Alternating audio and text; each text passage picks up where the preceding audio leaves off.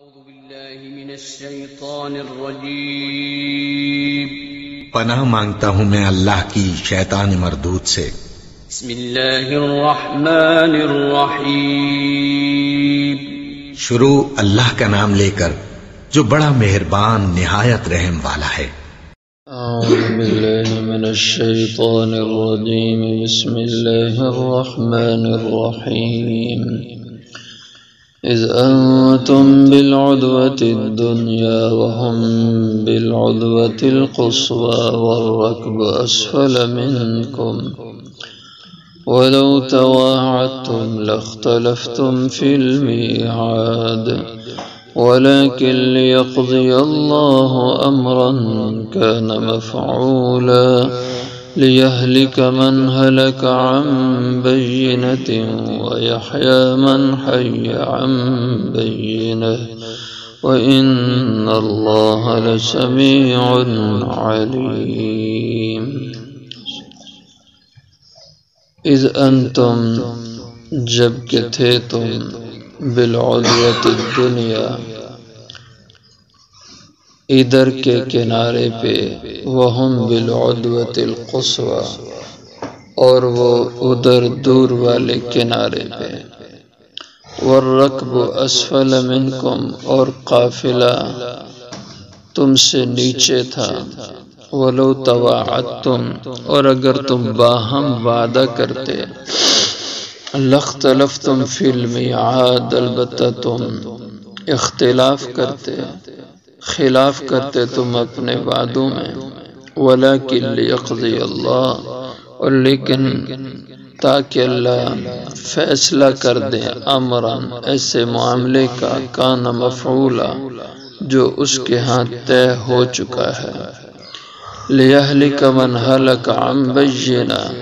تاکہ ہلاک ہو جسے ہلاک ہونا ہے عن بینۃ دلیل سے ہو وَيَحْيَا اور زندہ رہے من حی جس نے زندہ رہنا ہے عن بینہ تو دلیل سے وَإِنَّ اللَّهَ لَسَمِيعٌ عَلِيمٌ اور بے شک اللہ جل شانہ البتہ سننے والے جاننے والے ہیں۔ غزوہ بدر کا بیان ہے۔ بدر کے میدان میں مسلمانوں سے پہلے کافر پہنچ چکے تھے اور انہوں نے اچھی جگہ کا انتخاب کیا جو جنگی لحاظ سے وہ بہتر جانتے تھے۔ اس کے بعد مسلمانوں کا قافلہ میدان بدر میں پہنچا۔ آپ صلی اللہ علیہ وسلم ایک جگہ کا انتخاب کر رہے تھے تو حضرت خباب ابن منذر رضی اللہ عنہ انصاری صحابی تھے اور جنگی تجربہ رکھتے تھے۔ عرض کیا حکم الہی سے جگہ کا انتخاب کر رہے ہیں یا اپنی رائے سے؟ فرمایا کہ اپنی رائے سے۔ تو پھر فرمانے لگے کہ میری رائے یہ ہے کہ یہاں پہ ہم لوگ پڑاؤ ڈالیں۔ تو جس جگہ کا حضرت خباب نے فرمایا وہ ریت کا ایک ٹیلہ نما جگہ تھی اور ریت ہی ریت تھی جس پہ پاؤں جمتے نہیں تھے، اور پانی کی جو جگہ تھی جہاں پہ پانی کچھ موجود تھا تو وہ کافروں نے قبضہ میں پہلے سے لے لی تھی۔ اب مسلمان پانی بھی نہیں پاس رکھتے تھے اور معقول جگہ بھی ان کے پاس نہیں تھی، اور کفار کے پاس جو جگہ تھی وہ پکی جگہ تھی، ریت نہیں تھی، پانی بھی ان کے پاس تھا۔ تو اللہ جل شانہ نے اپنی قدرت سے بارش برسا دی رات کو، جس سے ریت والی جگہ جم گئی اور پکی ہو گئی اور پانی بھی کھڑا ہو گیا، اور پانی مسلمانوں نے محفوظ کر لیا اپنی ضروریات کے لیے۔ اور جو کافروں کی جگہ تھی وہ نشیبی تھی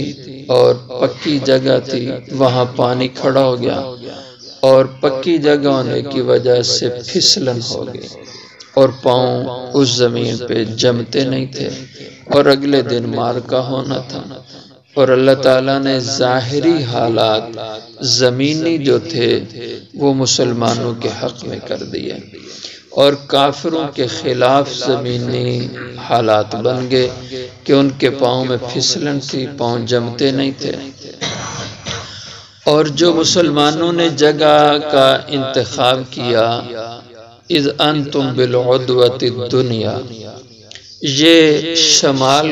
اس شام کی طرف تھا اور مدینہ کے قریب تھا، اور پہلے بھی آپ حضرات سن چکے ہیں کہ مکہ والے چونکہ تجارت پیشہ لوگ تھے، زمینی پیداوار تھی نہیں، ساری زمین پتھریلی تھی، تو اس لیے یہ تجارت کے لیے سال میں 2 بڑے سفر تجارتی کرتے تھے۔ قرآن کریم میں اللہ تعالیٰ نے اس کا ذکر فرمایا، رحلۃ الشتاء والصیف، ایک سفر یہ تجارتی شام کی طرف کرتے تھے گرمیوں کے موسم میں، اور دوسرا سفر یہ یمن کی طرف کرتے تھے سردیوں کے موسم میں۔ اور یہ جو سفر تھا، ابو سفیان جس قافلے کی قیادت کر رہے تھے، یہ گرمی کے موسم میں شام کا تجارتی سفر تھا، اور یہ بہت بڑا تجارتی قافلہ تھا۔ آدمی تو کم و بیش 60-70 تھے یہ قافلے والے، لیکن جو سامان تھا وہ بہت تھا، 1000 کے لگ بھگ اونٹ سامان سے لدے ہوئے تھے، اور یہ طے ہو چکا تھا ان کا کہ اس تجارتی سفر سے جتنا منافع ملے گا وہ سارے کا سارا منافع مسلمانوں کے خلاف جنگ میں استعمال ہوگا۔ اسی لیے حضور نے اس قافلے کو روکنا چاہا تھا تاکہ ہم ان کی مالی قوت نہ بننے دیں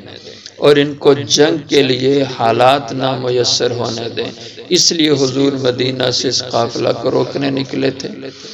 لیکن یہ قافلہ بدر سے کم و بیش 3 میل کے فاصلے پہ ساحل سمندر کا راستہ اختیار کر کے نکل رہا تھا،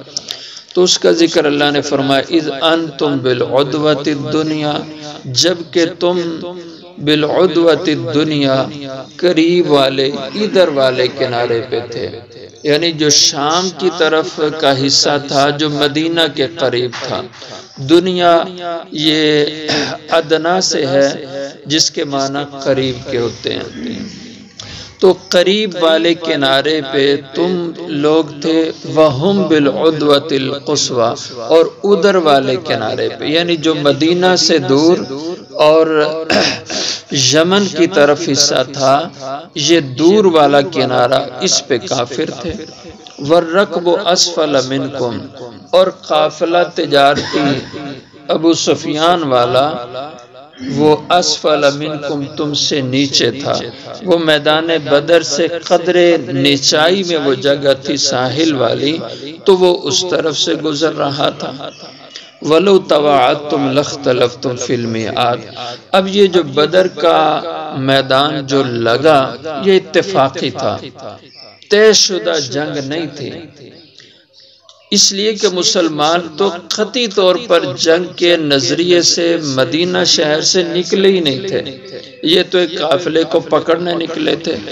البتہ مکہ کے کفار وہ اتنی تیاری کر کے نکلے تھے کہ شاید ہمیں جنگ کرنا پڑ جائے اور ہم مسلمانوں سے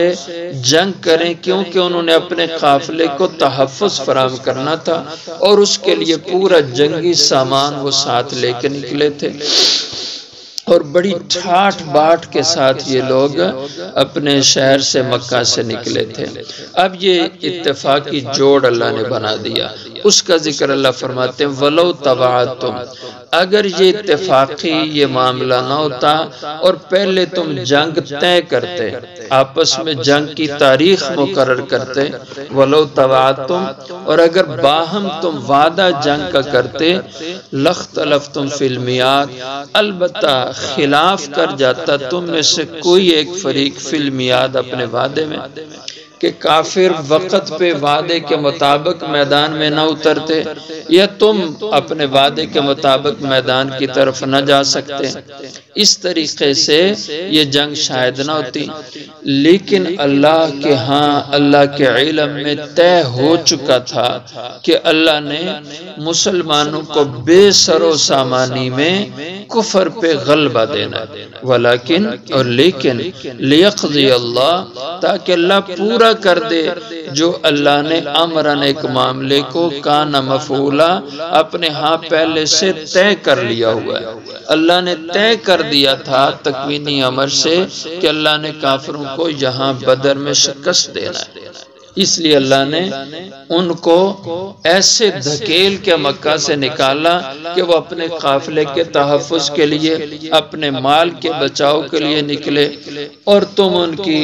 مالی طاقت کو کمزور کرنے کے لیے تم بھی نکلے، تمہارا مقصد جنگ کا نہیں تھا۔ اللہ نے خود حالات ایسے بنا دیے، آگے اگلی آیتوں میں اس کی مزید تفصیل آئے گی کہ اللہ نے کیسے یہ حالات بنائے۔ اللہ فرماتے ہیں لِيَهْلِكَ مَنْ هَلَكَ عَنْ بَيِّنَةٍ، تاکہ ہلاک ہو جسے ہلاک ہونا ہے تو وہ ہلاک بھی دلیل سے ہو، اسلام کی سچائی اور حضور کی صداقت دیکھ کر کے ہلاک ہو، وَيَحْيَا مَنْ حَيَّ عَنْ بَيِّنَةٍ، اور زندہ رہے جسے زندہ رہنا ہے عَنْ بَيِّنَةٍ، وہ بھی دلیل کے ساتھ ہو، یعنی وہ بھی اپنی آنکھوں سے حق کی صداقت کو دیکھ لے۔ اور یا اس کی دوسری تفسیر یہ کی گئی ہے کہ یہ استعارہ ہے ہلاکت اور زندگی ایمان اور کفر سے، لِيَهْلِكَ مَنْ هَلَكَ عَنْ بَيِّنَةٍ، تاکہ کفر پر رہے جسے کفر کے اوپر رہنا ہے، ہلاکت سے مراد کفر ہے، وَيَحْيَا، حیات اور زندگی سے مراد ایمان ہے، اور ایمان پر قائم رہے جسے ایمان پر قائم رہنا ہے تو وہ بھی دلیل پر ایمان پہ کھڑا ہو، اور جو کفر پر کھڑا ہو تو وہ بھی کم از کم اسلام کی حقانیت اور سچائی دیکھ تو لے۔ اس لیے اللہ نے یہ حالات بنائے، اور واقعتاً پھر کافروں نے ایسی چیز دیکھی، اللہ نے ان کو دکھایا اسلام کی حقانیت اور سچائی کو، اور اہل ایمان کو اللہ نے اور مضبوطی دی یہ میدان بدر میں حضور صلی اللہ علیہ وسلم کی نبوت کی صداقت اور آپ کی صداقت کے دلائل دکھا کر۔ شاید یہی بدر کا موقع تھا جس میں ایک موقع پر اللہ نے 10 معجزات حضور کے ظاہر فرمائے، اس کا ذکر انشاءاللہ آئے گا۔ وَإِنَّ اللَّهَ لَسَمِيعٌ عَلِيمٌ، اور بے شک اللہ جل شانہ البتہ سننے والے جاننے